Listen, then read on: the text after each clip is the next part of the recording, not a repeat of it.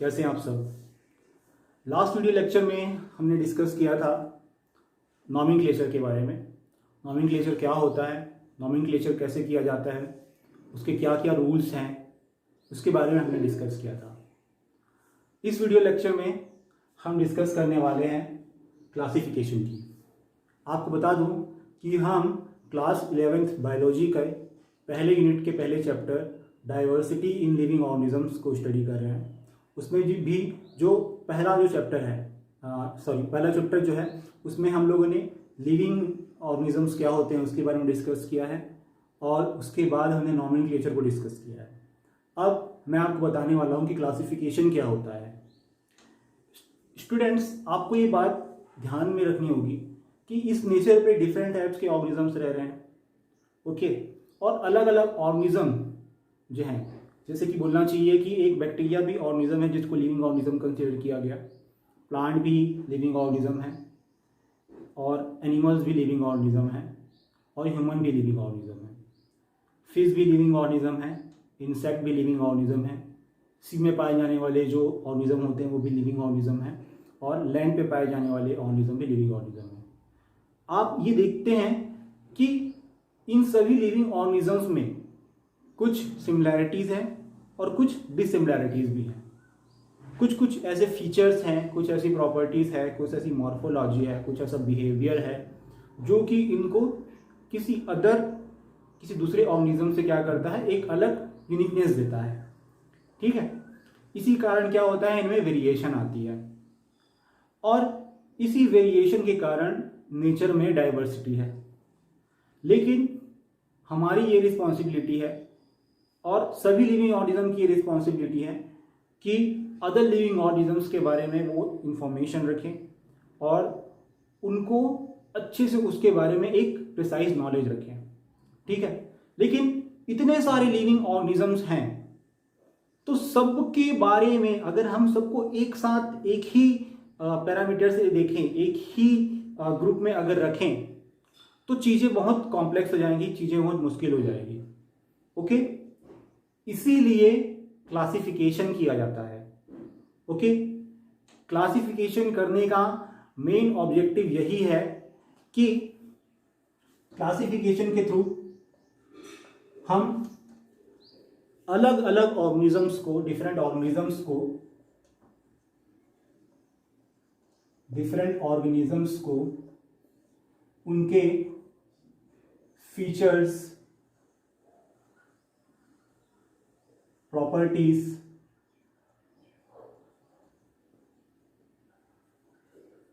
Morphology,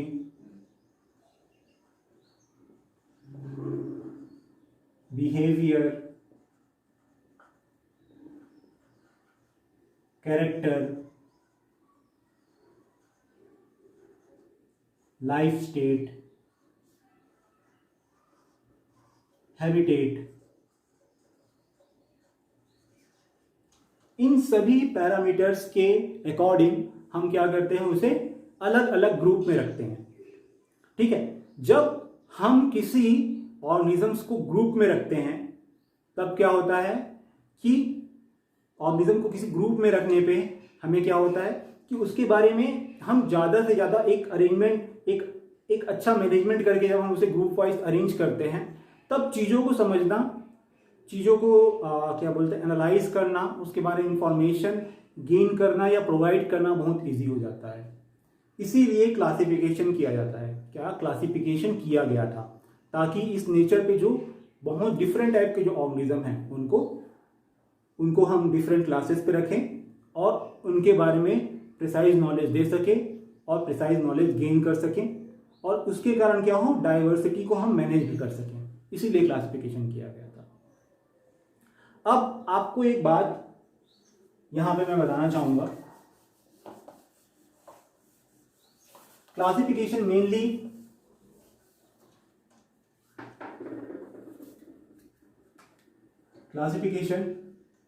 mainly Karl Linnaeus ने किया था, जिन्होंने 3 किंगडम क्लासिफिकेशन दिया था, ओके। और उसी तरीके से RH विटेकर ने 5 किंगडम क्लासिफिकेशन दिया था। ओके स्टूडेंट्स, वैसे तो क्लासिफिकेशन लिविंग ऑर्गेनिज्म के क्लासिफिकेशन का जो हिस्ट्री है वो बहुत पुराना है।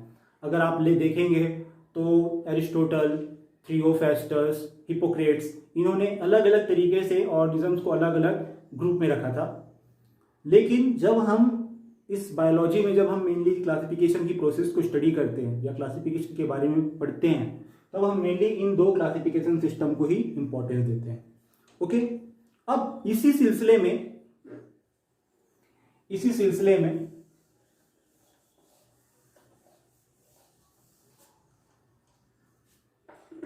एक वर्ड आता है जिसका जो वर्ड है सिस्टमैटिक। ओके, ये सिस्टमैटिक वर्ड जो है ये लैटिन वर्ड सिस्टेमा से आया है।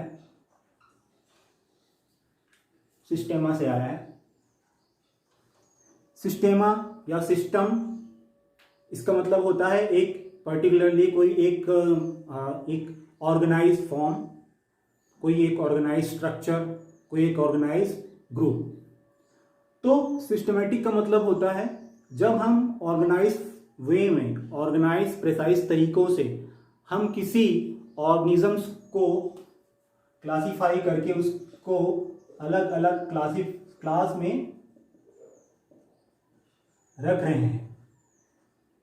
यानी एक सिस्टमैटिक वे में, एक ऑर्गेनाइज फॉर्म में, एक स्टैंडर्ड प्रोटोकॉल को फॉलो करके जब हम किसी ऑर्गेनिज्म की क्लासिफिकेशन करते हैं तो वह सिस्टमैटिक क्लासिफिकेशन कहलाता है। ओके, अब इसी सिलसिले में जब आगे देखेंगे हम तो एक और वर्ड आता है और वह वर्ड है टैक्सोनॉमी।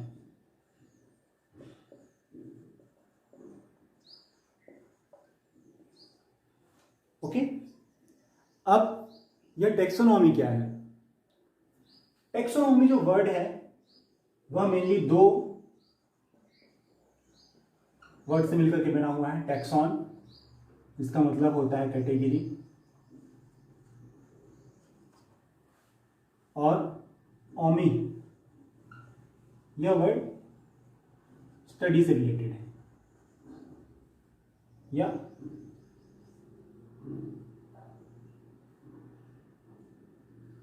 अरेंजमेंट से रिलेटेड है।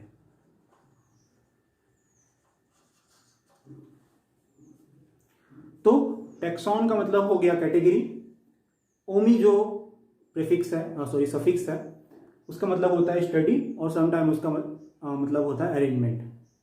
ओके, तो टैक्सोनॉमी यानी जब लिविंग ऑर्गेनिजम्स को उनके फीचर्स के अकॉर्डिंग, उनके कैरेक्टरिस्टिक के अकॉर्डिंग, उनके मॉर्फोलॉजी के अकॉर्डिंग, उनके कुछ ऐसा एक यूनिक पैटर्न के अकॉर्डिंग जब हम उसे एक डिफरेंट कैटेगरीज में हम क्या कर रहे हैं, उसे कैटेगरीज में उसे रख रहे हैं, एक हायरार्की, एक लेवल में जब हम उसे रख रहे हैं, तब वह पर्टिकुलर फिनोमेनन टैक्सोनॉमी कहलाता है। ओके, जब हम किसी ऑर्गेनिजम्स के फीचर के अकॉर्डिंग, उसकी प्रॉपर्टीज के अकॉर्डिंग उसे एक लेवल दे रहे हैं, तब वह पर्टिकुलर प्रोसेस टैक्सोनॉमी कहलाता है। इसमें ये जो वर्ड टैक्सोनॉमी है, टैक्सॉन का एक्चुअली मतलब होता है रैंक, यानी जब हम किसी को रैंक कर रहे हैं, ठीक है, रैंकिंग प्रोवाइड कर रहे हैं। टैक्सोनॉमी वर्ड जो है वह AP डी कैंडोले ने दिया था। इस टर्म का फर्स्ट टाइम यूज इन्होंने किया था और इन्होंने ये वर्ड टैक्सोनॉमी दिया था। अब टैक्सोनॉमी क्या होता है ये तो आप समझ गए। जब मैं किसी की रैंकिंग कर रहा हूँ तो मैं कैसे करूँगा, मैं कुछ देखता हूँ, जैसे अगर मैं रैंक कर रहा हूँ कि ये गुड स्टूडेंट है, ये बेस्ट स्टूडेंट है, ये पुअर स्टूडेंट है, तो मैं कैसे रैंकिंग कर रहा हूँ, उनके मार्क्स कैसे आ रहे हैं, उनका परफॉर्मेंस कैसा है उसके बेस पे। तो ठीक उसी तरीके से जब किसी ऑर्गेनिजम्स के फीचर्स के अकॉर्डिंग, उसके मतलब कैरेक्टर के अकॉर्डिंग, उसके मॉर्फोलॉजी के अकॉर्डिंग, उसका इकोसिस्टम में जो रोल है उसके अकॉर्डिंग, कुछ ऐसा यूनिकनेस है उसके अकॉर्डिंग, जब मैं उसे क्या कर रहा हूँ, रैंक प्रोवाइड कर रहा हूँ, ठीक है, तो वह जो प्रोसेस है वह टैक्सोनॉमी कहलाती है। ओके, मेनली किसी भी ऑर्गेनिजम्स को जो टैक्सोनॉमिक कैटेगरी प्रोवाइड की गई है,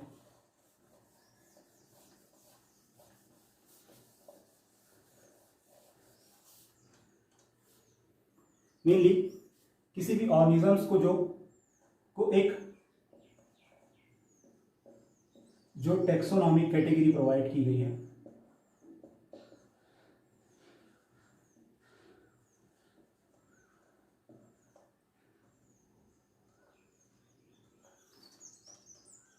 वह क्या क्या है, mainly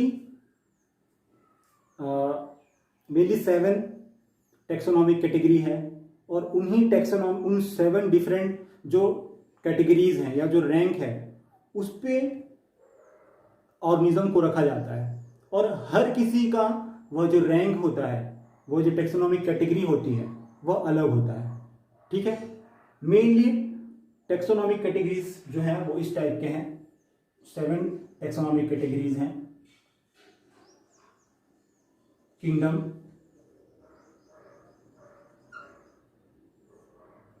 phylum,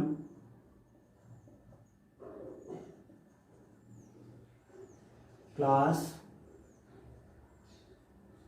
order, family, genus, species, sub species,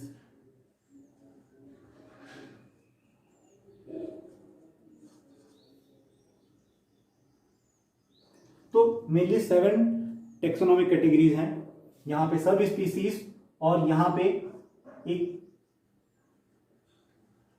सब फैमिली भी होती है,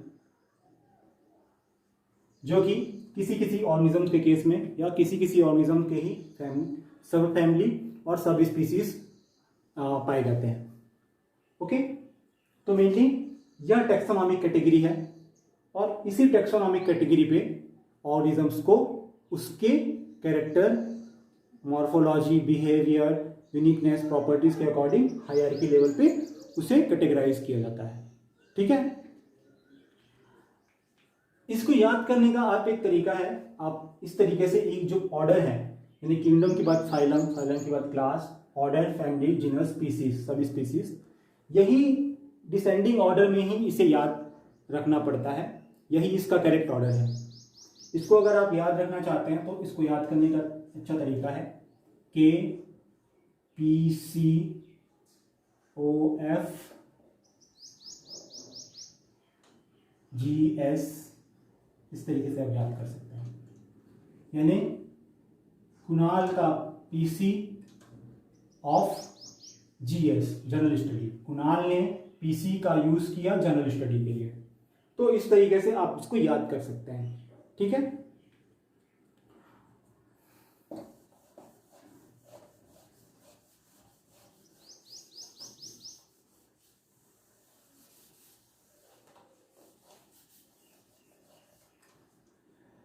इस वीडियो लेक्चर में इतना ही। नेक्स्ट वीडियो लेक्चर में मैं आपको टैक्सोनॉमिक्स के जो डिफरेंट टाइप्स हैं उसको बताऊंगा, उसके बाद जो टैक्सोनॉमिक कैटेगरीज है उसके बारे में हम डिटेल में स्टडी करेंगे।